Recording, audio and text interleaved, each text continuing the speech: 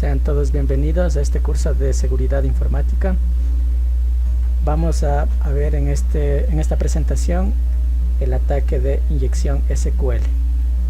Antes de entrar de lleno a la presentación, la agenda para esta clase es conceptos de seguridad informática, conceptos de HTTP, HTTPS, concepto de SQL Injection, OWASP, WebGoat, y ahí existen los conceptos de SQL, algunos ejercicios resueltos de SQL Injection, mitigación y contramedidas. Vamos a comprender algunos conceptos básicos de seguridad informática. Empecemos con activo. Activo es todo elemento material, digital, físico o humano que puede ser afectado y que requiere protección. Entonces, dentro de una organización tenemos servidores, procesos, infraestructura, personal, y todo ello es considerado activo. Amenaza, en cambio, es el evento que puede afectar los activos de la organización. Entonces, una organización siempre va a tener amenazas, por ejemplo, de robo de información por medio de criptohacking, phishing, ingeniería social o algún otro ataque. Vulnerabilidad es la debilidad que puede presentar un activo sobre una amenaza. Esto depende bastante de cómo esté organizada la empresa. Puede ser que en la empresa esté sistemas operativos o programas desactualizados, entonces esto hará más fácil que un atacante pueda infiltrarse en el sistema. O puede ser que el sistema operativo y la infraestructura esté muy bien, pero en cambio el personal no esté capacitado, entonces esto motivaría al atacante a utilizar ingeniería social, por ejemplo. Otros conceptos importantes: ataque informática. Es un intento de exponer, alterar, desestabilizar, destruir o eliminar algún tipo de recurso para obtener acceso sin autorización. Entonces, algunos ejemplos: intrusión a la red, infección de las aplicaciones, espionaje, etc. Un ataque informático puede ser exitoso si es que logra cumplir el objetivo. Impacto es el efecto que puede generar la materialización de una amenaza sobre un activo. Esto depende mucho de qué tan grave sea las consecuencias del ataque informático. Entonces podemos definir impactos alto, medio y bajo. Si el impacto es demasiado alto, podría incluso quebrar a la empresa por las pérdidas económicas. Riesgo es la probabilidad de que se produzca un incidente de seguridad.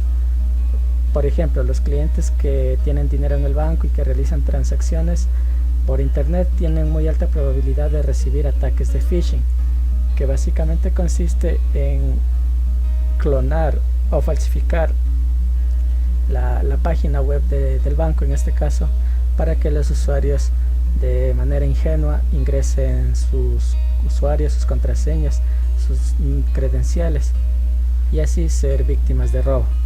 Dentro de lo que es la seguridad de la información se maneja este triángulo que se llama tríada, y los ejes principales son confidencialidad, integridad y disponibilidad. Básicamente, este gráfico nos ayuda a comprender que para proteger la información nosotros siempre debemos ver que estas tres aristas se cumplan. Disponibilidad, que la información está disponible solo para las personas que deben estar disponible.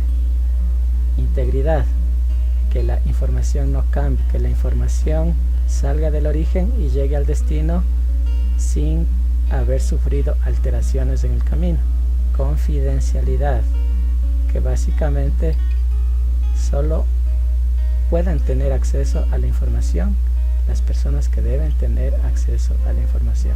Entonces, el atacante podría tratar de romper cualquiera de estos tres pilares de la seguridad. Empecemos ahora sí con algo bien básico, que es el protocolo HTTP. Bueno, HTTP significa protocolo de transferencia de hipertexto, y cuando está con una S al final es seguro, bueno, en teoría. Básicamente este protocolo de comunicación es el que nosotros utilizamos cuando navegamos por internet, y lo que hace es comunicar a nuestra máquina con un servidor, y el servidor es el que nos devuelve las páginas web. En este caso, por ejemplo, cuando entramos a Facebook, a YouTube, a Google, a nuestro correo electrónico, nosotros enviamos una solicitud al servidor y el servidor nos devuelve la página, y nos devuelve la página por medio de hipertexto. Entonces, ¿qué es un hipertexto? Es una estructura no secuencial que permite crear, agregar, enlazar y compartir información. Esto un poquito se va a entender en la siguiente página. Aquí tenemos un ejemplo para hacer más claro cómo funciona el protocolo. Entonces, esta es la máquina de cliente, que puede ser nuestra computadora, por ejemplo, y este es el servidor que nos devuelve la página web. Entonces nosotros realizamos la petición y como respuesta nos devuelve la página web. Básicamente podríamos decir que es como una conversación que existe entre dos elementos. Entonces, de una manera más resumida, podemos decir que lo primero que se hace es enviar una petición para ver si está activo el protocolo. Entonces el servidor nos va a dar una respuesta de ok, que el protocolo está funcionando y que se puede entablar la conversación. Luego lo que nosotros enviamos es el URL, ¿sí? El localizador único de recursos, en este caso www.google.com, por ejemplo, o .bancopichincha.com, dependiendo de dónde queramos ir. Entonces esta petición va y el servidor luego nos devuelve, en este caso, el contenido, ¿sí? Que sería la página web con las imágenes, con el texto y con todo lo que esté ahí para que el usuario pueda trabajar en ella. Cuando se ingresa un URL que no corresponde con un recurso que no existe, generalmente sucede un error 404, ¿sí? Este error se genera cuando el recurso no existe, y obviamente cuando nosotros programamos alguna aplicación web tenemos que corregir esto, ya que si no lo hacemos, como podemos observar aquí en la pantalla, ¿no? El atacante puede darse cuenta, por ejemplo, de la arquitectura que estamos utilizando o del servidor que estamos utilizando para programar nuestra aplicación. En este caso, el error 404 no devuelve la página, pero nos indica que este sitio web es construido con Apache, la versión del Apache es 2.054, está con un sistema operativo Fedora y está funcionando por el puerto 80. Entonces esto hay que evitar para que el atacante no se entere o sepa lo menos acerca de nuestra arquitectura de la aplicación. Vamos con SQL Injection. Entonces, como vimos en la diapositiva anterior, se establece una conversación. Entonces, por ejemplo, cuando nosotros ingresamos usuario y contraseña, hacemos una petición y el servidor nos devuelve la página web.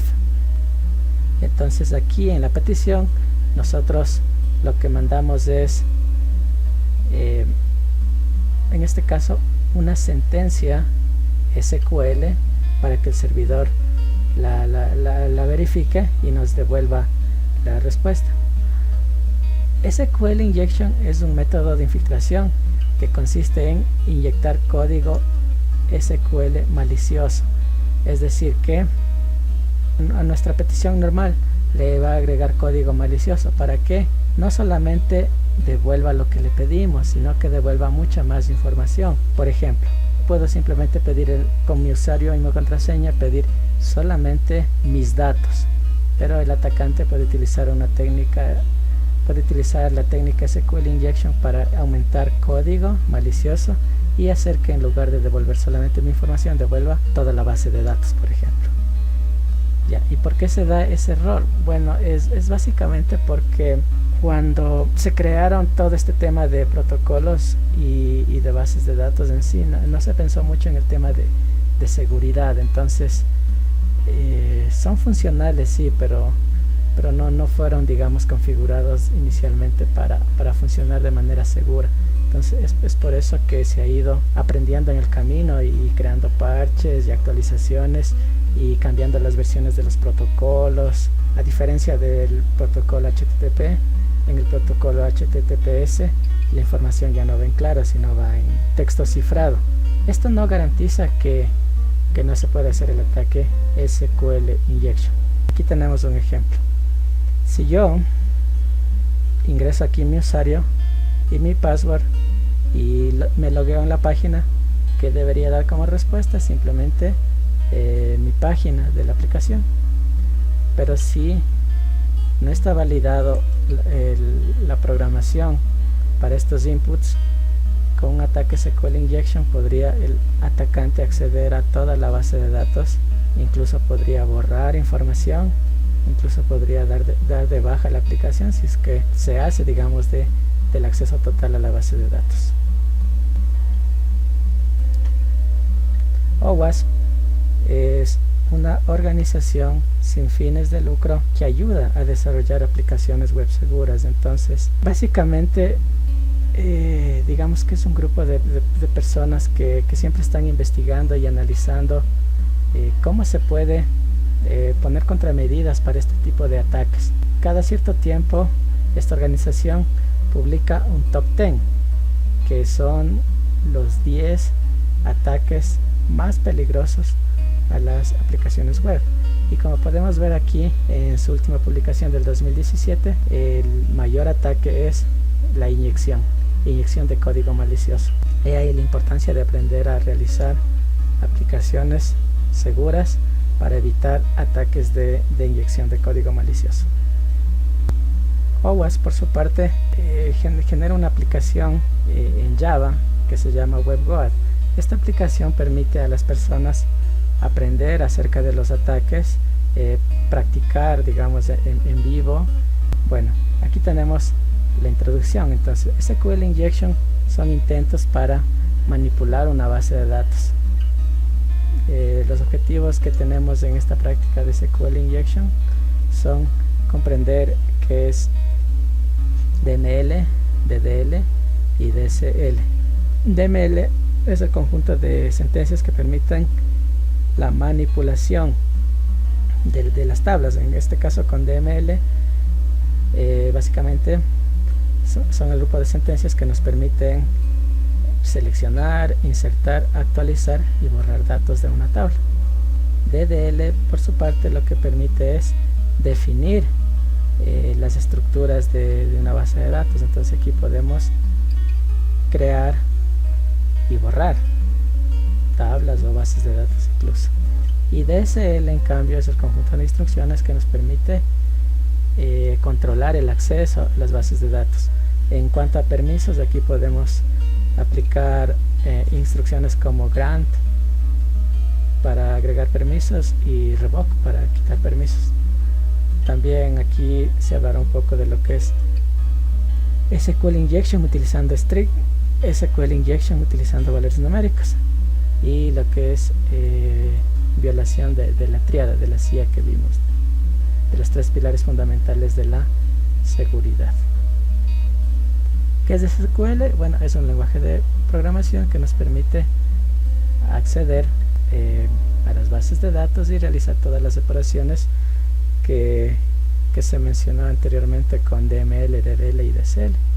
Aquí tenemos un ejemplo de una tablita de una base de datos. Entonces, vamos a ver cómo funciona.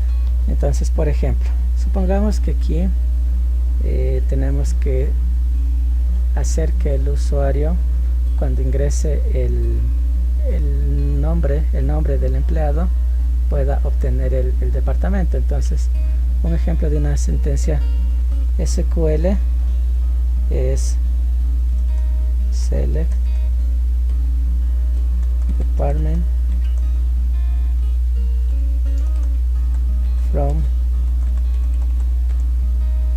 y listo.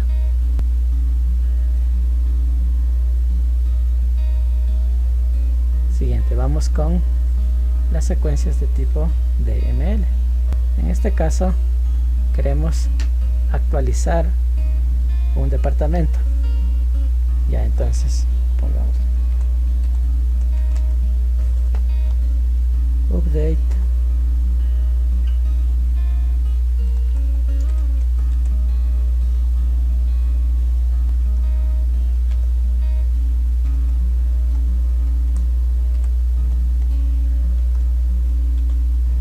ya.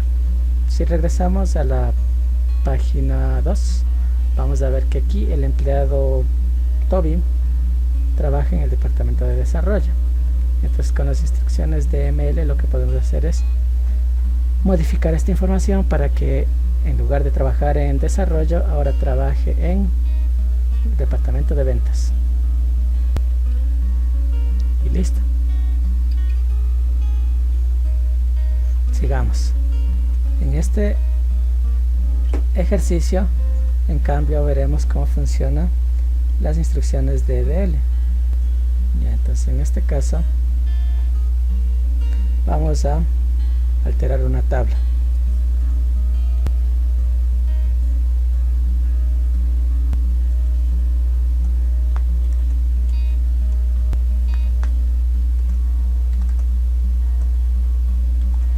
Ya, si nos devolvemos a la hoja número 2, vemos que aquí, por ejemplo, no existe la columna teléfono. Entonces la idea es alterar la tabla empleados para que se añada la columna teléfono con una longitud de 20 caracteres. Y listo. ¿Ya? En la parte superior se puede ir viendo cada vez que vamos exitosamente realizando algún ejercicio, los colores de la página, digamos, cambian de rojo a verde. Vamos con la número 5, DSL. Entonces, con estas instrucciones nosotros podemos controlar el acceso.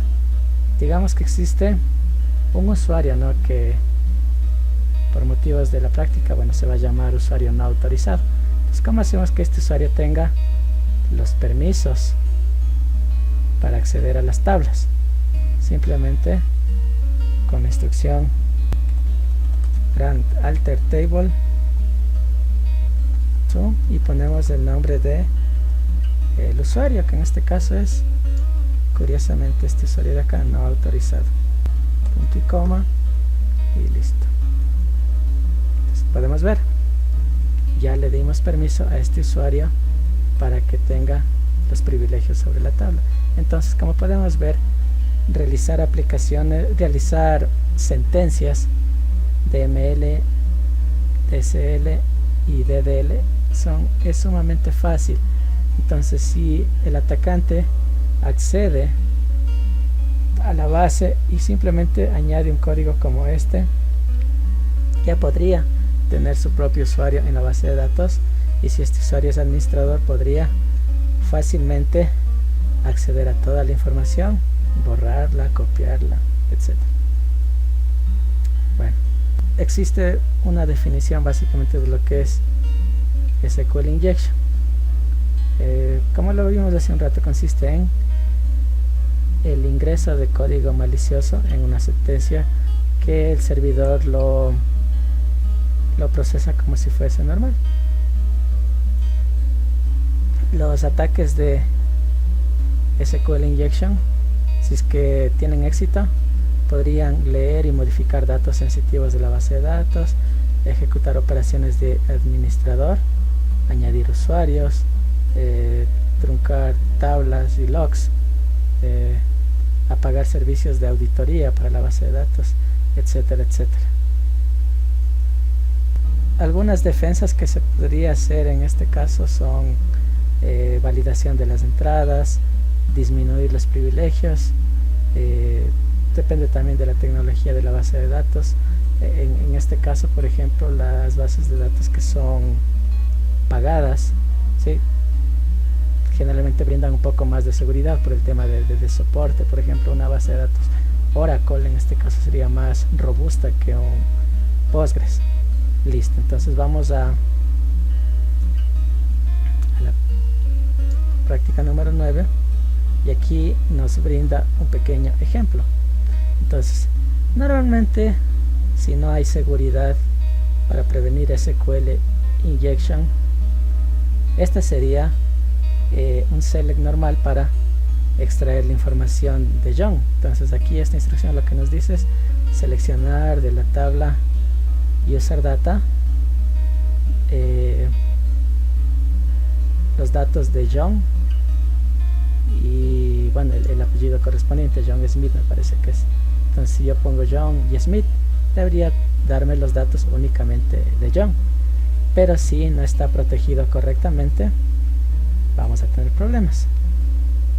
Veamos un ejemplo. Entonces, a ver, ¿qué pasaría si en lugar de poner solamente el apellido agrego un poco de código malicioso para que en lugar de tener solamente la extracción del apellido, extraiga toda la base de datos? El SQL Injection se aprovecha de que el servidor, en este caso, verifica que esto sea verdadero o falso. Si es que esto es verdadero y lo de acá es verdadero, se cumple la sentencia. Entonces, ¿qué tal que nosotros ponemos aquí cualquier dato y aquí ponemos un comparativo O y ponemos, por ejemplo, 1 igual a 1? Entonces, como resultado, esta parte de la sentencia siempre va a ser verdadera, ¿sí? Siempre va a ser verdadera. Exacto, esta es la razón correcta.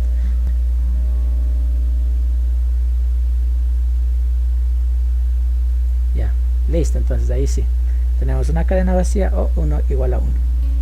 ¿Qué es lo que estoy haciendo? Extrayendo toda la base de datos. Y así yo puedo saber de todos los empleados la información, no solamente de John Smith, sino de todo ya. Bueno, este es un ejercicio pequeño, ¿no? Pero si esta base de datos fuera de una empresa un poquito más grande, entonces aquí tendría toda esa información. Aquí lo que tengo es el ID del usuario, el nombre del usuario, el apellido, el número de cédula, ¿sí? Listo, entonces sigamos con el número 10. Y entonces vamos con el SQL Injection numérico. También se puede tratar de ingresar a un sistema utilizando parámetros que sean números. Por ejemplo, ¿qué pasaría si en lugar de poner login count pongo 1 y en lugar de usar de user ID pongo 1 igual a 1? Esto siempre va a ser verdadero, ¿ya? Y si todo esto está en una sola instrucción como le veo aquí, ¿ya? Podría tratar de vulnerar el sistema. Veámosle.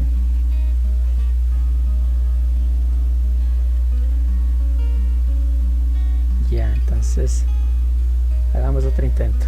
¿Qué tal si aquí quitamos esto y tratamos de poner login count, un login count que sea falso, simplemente 1 en este caso, por decir algo? Y aquí podemos hacer lo siguiente, podemos poner 1 o 1 igual a 1. Entonces básicamente esto va a ser verdadero y listo. Ya, entonces simplemente aquí ponga algo que siempre sea verdadero, y este login account, si no está validado correctamente, podría poner cualquier cosa, cualquier número, incluso podría ir probando. Y miren, ya tengo un acceso a toda la información. Ya, entonces si es que alguien no toma las debidas precauciones, puede ser víctima de este ataque SQL Injection numérico. En un segundo video indicaré cómo hacer los demás ejercicios de SQL Injection y la parte de mitigación y contramedidas. Gracias.